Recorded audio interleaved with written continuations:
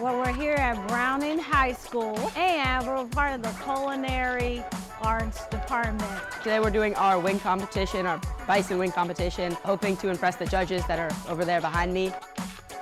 Today, the students got together, they were in teams, they put their recipes to the test. We judged the presentation of the students' work. Their recipes were all really well put together. They were bold in their choices. They weren't afraid to use flavors and herbs and spices that they've never used before. I think I enjoyed the teamwork the most, having people work beside me.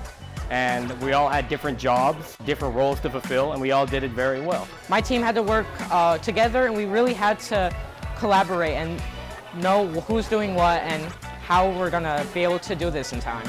That creates a bond with our classmates more than just, getting work done together. This is more of a real world experience that we might have in the future.